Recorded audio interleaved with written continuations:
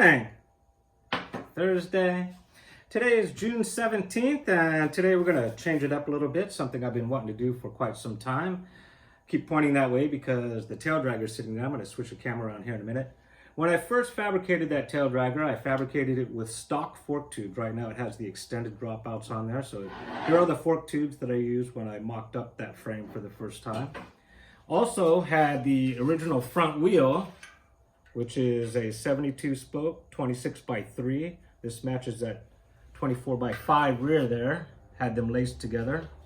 Got a brand new tire right here. And what we're gonna do is switch it all out. Kind of change it up, give it a different look. It's gonna have matching 72 spoke wheels, chrome fork tubes. It's gonna pull that front wheel in, shorten the wheelbase a little bit. So the first thing we're gonna do is this wheel's been sitting around the shop for as long as that bike's been built. It's filthy, dusty, dirty. So we're gonna wash it, polish it. As soon as we got it all ready to go, flip the camera around and we'll get started. So here it is, all washed up. Much better. Although it's still far from where I want it to be. So we're gonna polish this up. Who likes to polish? Who likes to polish wheels? Raise your hand. I actually don't mind it. I'm gonna throw on some music, have a few beers, although it's a little early for that, so we're gonna get our coffee in. Before we start polishing, we're gonna go ahead and mount this tire so we don't get it all nice and shiny, and then we're manhandling it, trying to get this on. So if you're gonna do this, put your tire on first, polish it up, and keep it moving. And so here's the Taildragger back up on the bike stand. Just like the last episode, I did move it. Just threw it back on the stand so we can do this today. This is the front mag, front 6-spoke mag I've been running pretty much since day one with the extended dropout fork tubes. We're going to switch that out for the chrome fork tube with the non-extended dropouts. Put the 26 by 3 72 spoke front wheel that matches this rear here and should give it quite a different look. That's the lawless shifter that I did in the last segment, and it's still just mocked up there. I haven't tightened it down or anything. Gonna pull it off and polish it. Meanwhile, that's not gonna affect anything we're doing today. Let's go ahead and get this wheel polished. Liking the looks of this so far. Go ahead and get this up on the vise. Why is it going on the vise? I'll show you that here in a minute. I want to touch on a few things before we start polishing this wheel, and that is mounting tires. So if you've mounted tires on wide wheels in the past, you know that it can be a hassle. 3-inch isn't so bad. Once you start getting into 4-inch wide, 5-inch wide, and stretching tires, it can be a workout. So I had ready, I didn't have to use it, but I had it ready. Glass cleaner. And what you'll do is you'll squirt the rim, get it nice and wet. Doesn't matter how much you use, you're not gonna hurt anything. And what that does is it creates a slippery surface to help get that tire seated. Once the tire's on, the glass cleaner evaporates, and that's what you want. You can't use a lubricant. You use a lubricant or WD-40 or anything like that, it's just gonna, tire's just gonna slip right back off. The other thing is, doesn't mean so much with front wheels, but with rear wheels, is your tread pattern, the direction. With the front wheel, you can just flip it the proper direction. Back wheel, you have a sprocket on one side, brake on the other, so you wanna make sure your tread pattern's going the correct direction. In this case, it does say rotation here, which is that. Some tires don't say anything, and the way you know, even though this is a very popular tread pattern, but if it is a directional tire, it will be the same case, that these lines here will be facing or pointing forward in the forward direction. Lastly, I said let's get this wheel on the vise. I've been doing this for quite some time now. If your wheels are already off the bike or you want to remove them to do this, I take an axle nut that I don't care about, I tighten it down in the vise. You can see this is very secure, and I can sit here and just polish standing straight up and down, or grab a bar stool, grab a beer, throw on the music, and polish away. Much easier than being bent over on your bike's leaning to one side, or even if you throw this up on a bench and risk scratching up your rims. Been doing this for some time and works like a charm. Let's go ahead and get started, and we'll check back on this in a bit.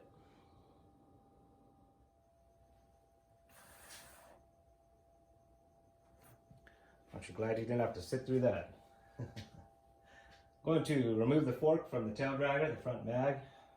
Get this camera switched around. Knock this out. So weird how much slower this looks like it's spinning with just 6 spokes. This wheel has a quick release, much like you see on mountain bikes and road bikes. Pretty convenient when you have a flat. Available through Imperial Cycles up in Northern California. Did a whole segment on them.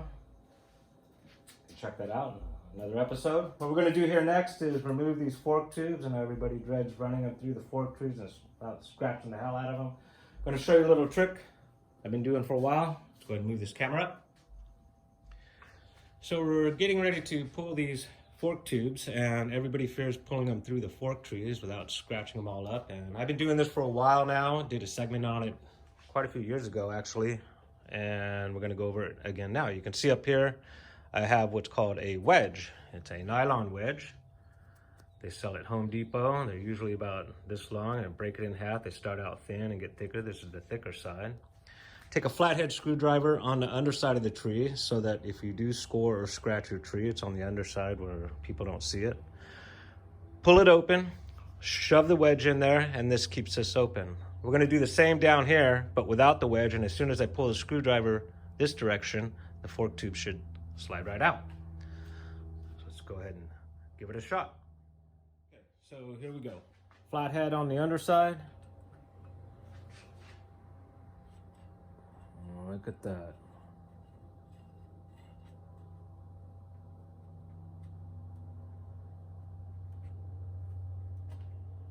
Boom. It's now Thursday night. Things went a bit long this morning, a lot of it having to do with videotaping and stopping, and I've got shop work to do. So I had to stop, put it down, take care of shop work, went in, got some dinner in me, come back out to the shop.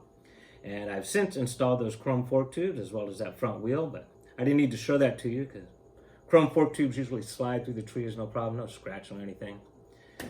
She's all built up. We're gonna go ahead and take a look at that right now.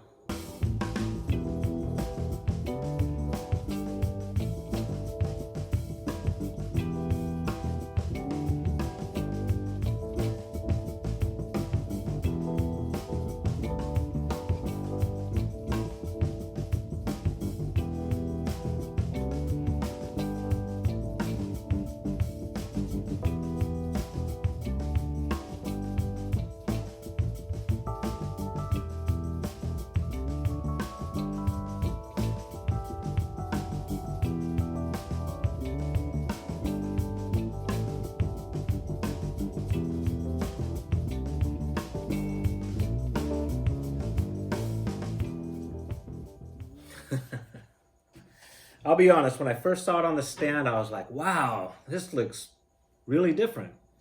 And that was the problem. It looks different. Anybody who has this frame, or most people who own this frame, it was designed for longer fork tubes. It's just the way the head tube rake is.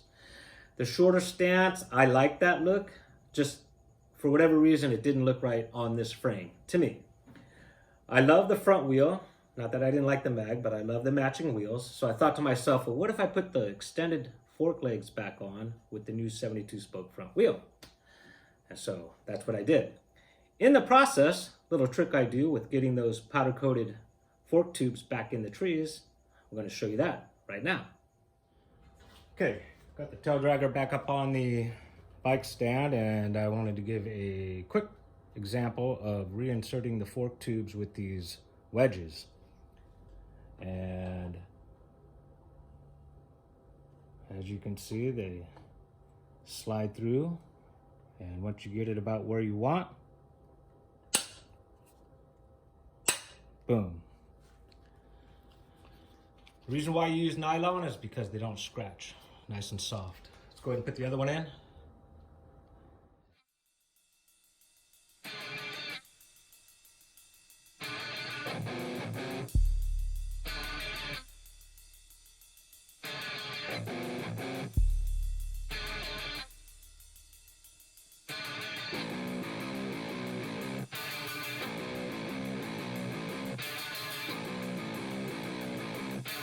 Are you ready?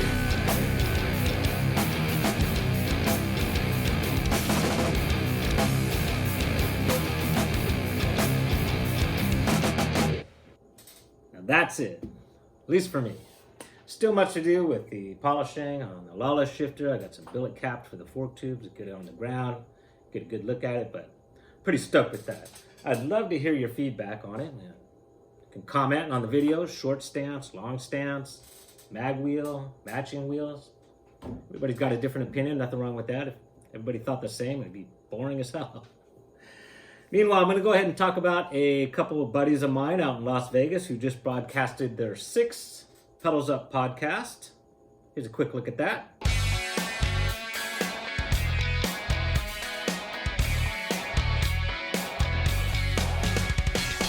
Gotta say, it's been quite entertaining so far. I mean, they're only 6 in, total naturals, bringing in bike life guests from all over. A lot of fun.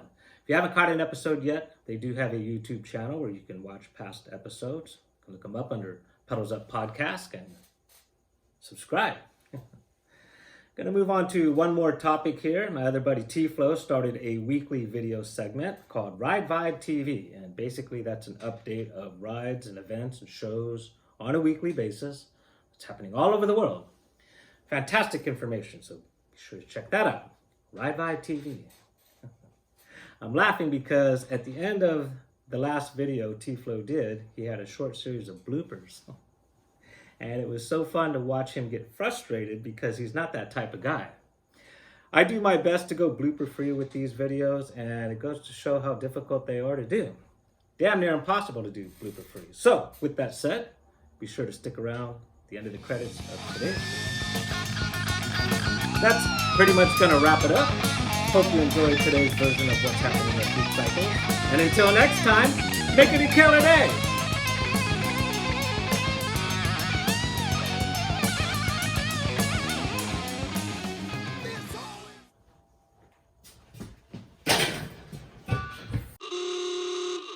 So here it is, all washed up.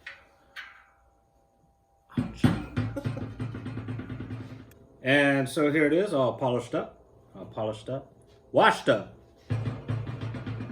Back up here so we could do this today. This is the front 5.6 spoke. Gotta say, if you're into this bike life, you will not be disappointed. It's been quite entertaining. That's it, at least for me. Still a lot to do, a lot of polishing to do. Gonna polish that lawless shifter. Got some polished caps for the fork tubes. Get it on the ground and give it a bit